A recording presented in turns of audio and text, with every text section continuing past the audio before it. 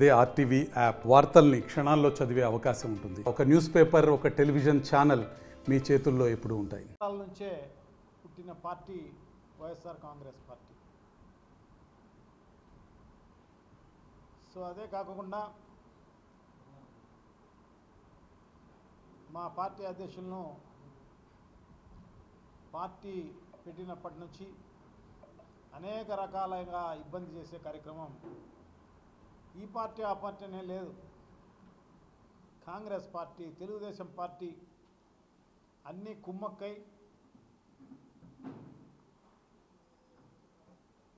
ఎన్నో రకాలుగా ఆయన పైన అవినీతి ఆరోపణలు చేస్తూ సంబంధం లేకపోయినా ఇబ్బంది చేసి 16 నెలలు జైల్లో పెట్టి ఇన్ని చేసినా పార్టీ నిలబడి 2014లో 67 సీట్లు సంపాదించి 2019లో 151 సీట్లతోటి 51% ఓట్లతోటి అధికారంలోకి వచ్చిన ఏకైక party YSR Congress party, Jaganmohan Reddy గారి ఆధ్వర్యంలో. నిజంగానే 9 ఏళ్ల కాలం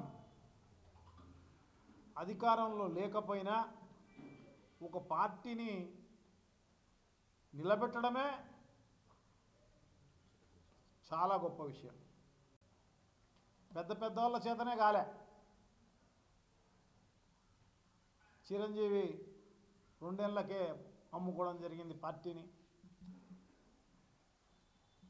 సో ఈ రకంగా పార్టీని మెయింటైన్ చేయడమే కాదు, పార్టీ సస్టైన్ అయ్యి మళ్ళా 2019లో పెద్ద ఎత్తున అన్ని పర్సెంట్ 51% ఓట్లతోటి అధికారంలోకి రావడం అనేది నిజంగా చాలా గొప్ప విషయం. నిరుద్యోగులైతే నిజంగా కూడా నిరుద్యోగులకైతే ఎంత ఆశ చూపించడం జరిగింది. వాళ్ళందరికీ మెగా డిఎస్సి అనేది ఇమ్మీడియట్గా పెడతాం, జాబ్ క్యాలెండర్ ప్రతి సంవత్సరం ఉంటుంది, 20 లక్షల ఉద్యోగాలు తప్పకుండా ఇస్తాం, ప్రతి సంవత్సరం 5 లక్షల ఉద్యోగాలు అని చెప్పి, ఒకవేళ ఈకపోతే 3,000 రూపాయలు నిరుద్యోగ భృతి ఇస్తామని చెప్పి ఇంతవరకు 10 నెలల్లో ఒక్కరికి ఇచ్చావా?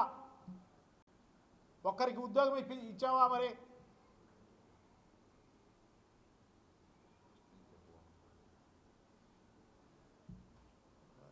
ఇంత దారుణాలు జరుగుతున్నా ప్రశ్నిస్తానని చెప్పేసి నా పవన్ కళ్యాణ్ అయితే ఆయనకు ఉద్యోగం దొరికింది కదా అని చెప్పేసి చాలే అని చెప్పేసి ప్రశ్నించడం మానుకొని నిద్రపోవడమో లేకపోతే దేవాలయాల చుట్టూ తిరగడమే ఏదో ఒకటి జరుగుతుంది తప్ప ఇంకోట్లేదు.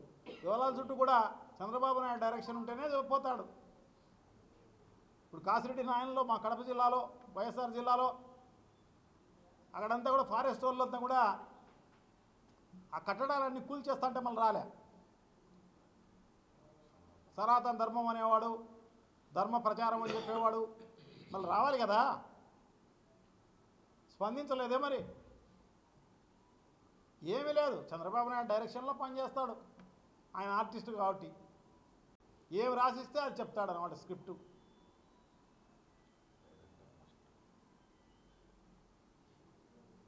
ఈ రకంగా ఉన్న పరిస్థితి ఉంది కాబట్టే ప్రజల్లో ఈ 10 నెలల్లో అంత దారుణంగా ఈ ప్రభుత్వం పైన వ్యతిరేకత అనేది అంత పెద్ద ఎత్తున ఉంది అని చెప్పి తెలియజేసుకుంటున్నా. ఇప్పుడు ప్రజలందరూ కూడా ఒకటే చెప్తున్నారు, పాలిచ్చే ఆవును పోగొట్టుకొని తన్నే దున్నపోతును గాడిదని తెచ్చుకున్నామని చెప్పేసి వాళ్ళందరూ ప్రతిరోజు బాధపడే కార్యక్రమం చేస్తున్నారు. సంపద సృష్టి అని చెప్పేసి చంద్రబాబు నాయుడు గారు మరి ఎక్కడ సంపద సృష్టించాడో తెలియదు కానీ 1,40,000 కోట్ల రూపాయలు అప్పులైతే చేయడం జరిగిందన్నమాట మనందరిపైన. మళ్ళీ దానికి ఏదో దీన్ని ఎలా సంపద సృష్టించాలో చెవులో చెప్పాలంట మళ్ళీ ఆయన. మళ్ళీ ముందుగా నీకేమైంది? నువ్వు గతంలో కూడా జగన్మోహన్ రెడ్డి గారు అప్పు చేయడం జరిగింది. కానీ సంక్షేమ కార్యక్రమాల కోసం, అభివృద్ధి కార్యక్రమాల కోసం ఖర్చు పెట్టడం జరిగిందన్నమాట. అది ప్రజలకు కనపడుతోంది. కానీ ఇక్కడ లేదే ఏమి. నేను నిప్పుగా తుప్పు లోగో కూడా లేదే. ఎక్కడ చూసినా అవినీతి తాండవిస్తోంది. పై నుంచి కింది వరకు లోకల్ లీడర్ ట్యాక్స్,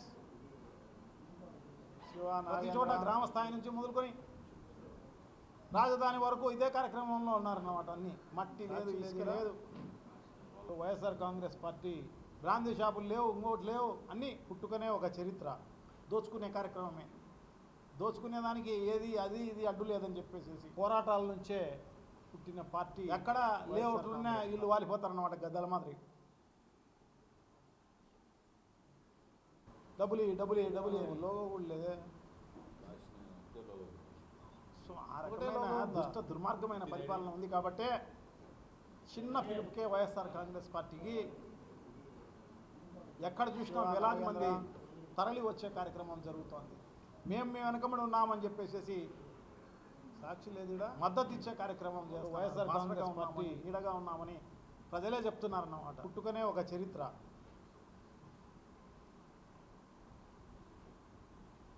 పోరాటాల నుంచే తప్పకుండా పార్టీ వైఎస్ఆర్ కాంగ్రెస్ పార్టీ. ఇవన్నీ కూడా వైఎస్ఆర్ కాంగ్రెస్ పార్టీ విజయాలే. లోగో కూడా లేదే. నాకు తెలిసి ఇన్ని అబద్ధాలు చెప్పినా, ఇంకొకటి చేసినా ఒకటే లోగో. ప్రజలు మాత్రం ఖచ్చితంగా జగన్మోహన్ రెడ్డి గారు వెంబడే ఉంటారు అని చెప్పేసి నేనైతే భావిస్తాను. ఎప్పుడు మోసపోవా నాగేంద్ర. భవిష్యత్తులో ఒక్కసారి మోసపోయినారు, 2 సార్లు మోసపోయినారు. సాక్షి లేదు. మోసపోయే కార్యక్రమం వైఎస్ఆర్ కాంగ్రెస్ పార్టీ పుట్టుకనే ఒక చరిత్ర. వాళ్ళ విఘ్నతకే వదిలేయాలన్నమాట. సో తప్పకుండా పోరాటాల నుంచే అనేది ఒక చరిత్ర. Party YSR Congress party. Jaganmohan Reddy గారు చేసినవి అన్ని కూడా చరిత్రలే. అన్ని కూడా మరిన్ని వీడియోస్ కోసం ఛానల్ ని సబ్స్క్రైబ్ చేయండి. లేటెస్ట్ అప్డేట్స్ కోసం వాట్సాప్ ఛానల్ ని ఫాలో చేయండి. అండ్ లింక్ డిస్క్రిప్షన్ లో ఉంది.